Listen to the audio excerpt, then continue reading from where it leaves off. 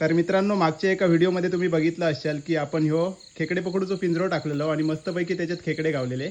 आणि आज राजने परत एकदा ह्यो पिंजरो टाकलेला व्हाळात आणि आज काय मिळाला तुमका दाखवते. तुम्ही एकदम शॉक होतलास की हे बघा, एवढे सगळे घागूर म्हणजे कॅटफिश असतात, तर ते एका पिंजऱ्यात गावले. आणि मी गेलोय नाही, आता हे घरी येले तेव्हा माका सांगितले नाही, तर एवढे सारे घुसलेले. कमालच असं. असे कसे घुसले, काय लावलेलं? आतडे. कोंबड्याचे आतडे. आणि ह्या खतरनाकच असं सगळा. 4 वाजता संध्याकाळी टाकलेलं. 4 वाजता टाकलेल्यानी आणि आता वाजले असत 9:30-10 वाजले आहेत रात्रीचे. तर एवढे मासे एका पिंजऱ्यात घुसले आहेत. खतरनाक. किती 150च्या वर असतील वाटतं ना?